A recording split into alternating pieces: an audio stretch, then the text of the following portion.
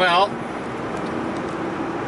because I turned around there on our fateful trip down to Marion Lake, the Beaverfoot, enough time in the day that I figured, well, let's go backtrack on the Trans-Canada to what we call Castle Junction and go south on Highway 93. That's where we are now. We're going south on Highway 93 towards Radium Hot Springs.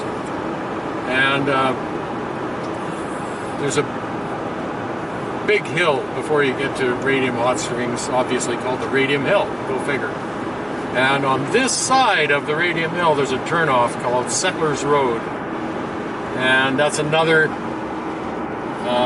decent road. It's always been a decent road that I've always said I would not hesitate to take my coach down there as well. My initial thought of that road is it has more sun exposure, I think, than the Beaverfoot Valley Road.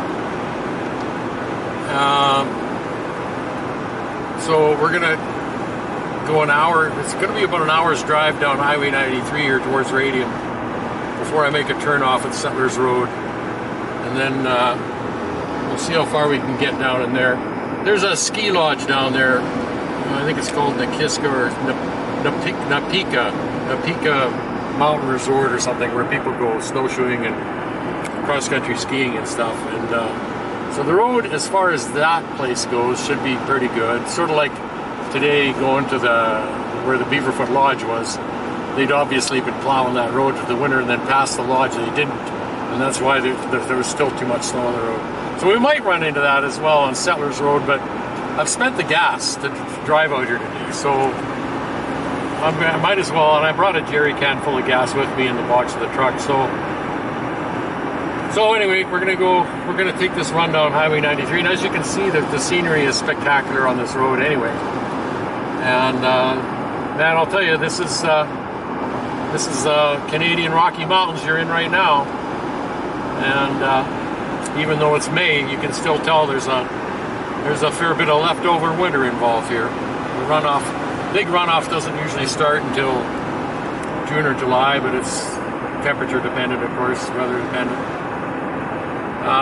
So anyway, that's what we're doing. I'll talk to you again here in a bit. Talk to you later. Bye. Okay, for you guys that have been following our video today, we're still on 93, Highway 93, going south towards Radium Hot Springs. We're coming up to a little spot in the road called Kootenay Crossing, and it's not that far along here.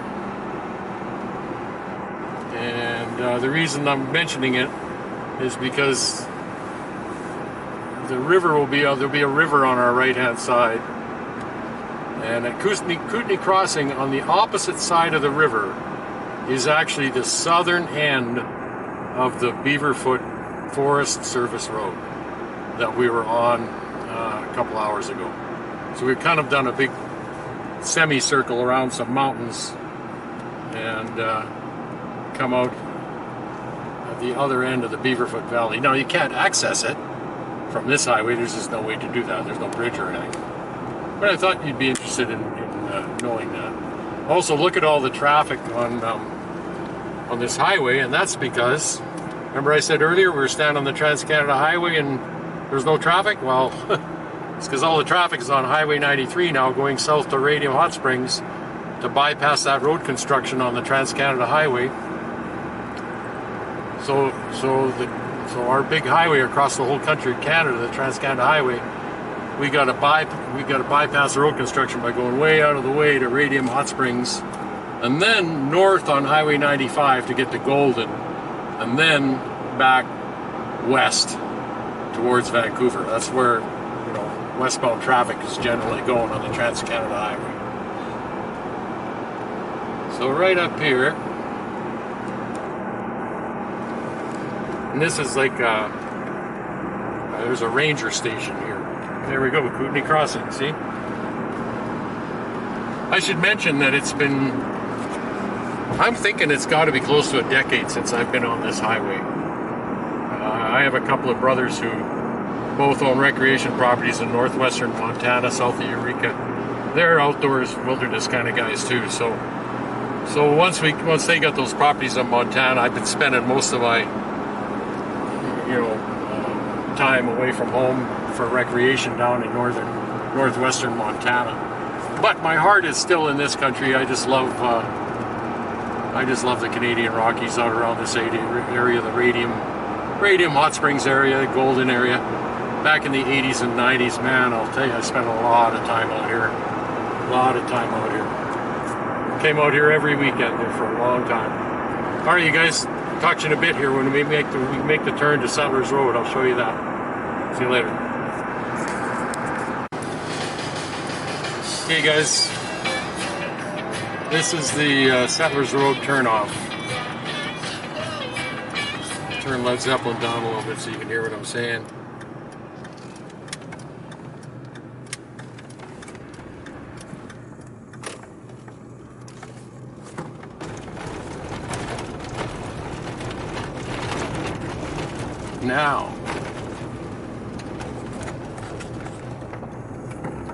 Now we're going to head down this road for, I don't know, I'm going to guess it, maybe 8 or 10 kilometers. And got to watch a little bit for truck traffic on this road. And in fact, if I do end up bringing my coach down here, I might come in the middle of the night just so I don't have any traffic to worry about. I don't want to don't want to be driving 60 feet of 40-foot of motorhome and 20 feet of truck getting towed behind it with a quad and everything, and running, coming head to head with a big logging truck or transport truck. And anyway, the other thing about this road is, at the moment, we're still in Banff National Park. But about 7 kilometers, going by memory here, about 7 kilometers in down this road, you actually leave the national park. And you're in just what we call in Canada here Crown Land. Like BLM land in the States, only we call it Crown Land up here in Canada. So, but look at the difference in snow cover. Well, there's no snow here.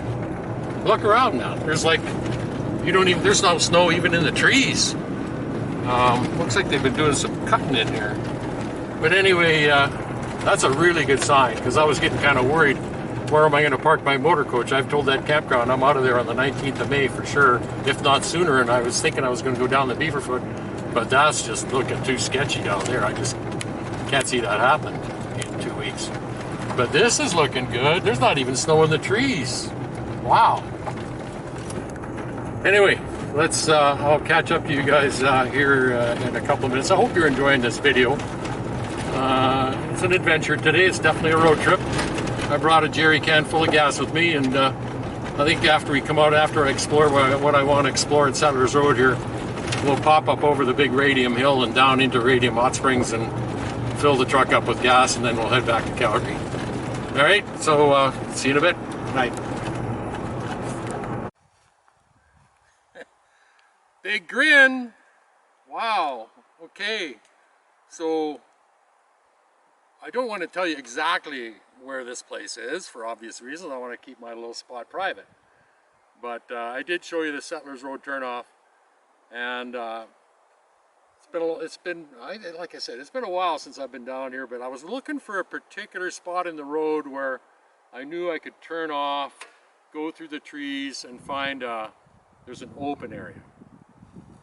But we're driving down this road, and all of a sudden I see this trail going off to the right, and it was a good looking trail, little, typical trail with grass strip in the middle, but it was kind of a gravelly track for the vehicle. And of course I need some good solid ground to get my big heavy motor coach in with my truck and quad and everything.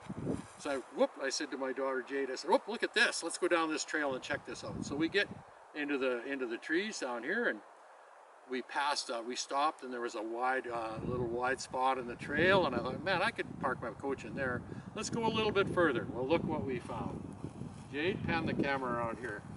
We got a nice, and the ground is solid, just slightly soft coming through the trees there, but the sun's beating on it. It'll dry up. It'll be okay. There's a fire pit here. I can turn my rig around in here. There's good sun exposure. I can park my coach right in there. And you know what?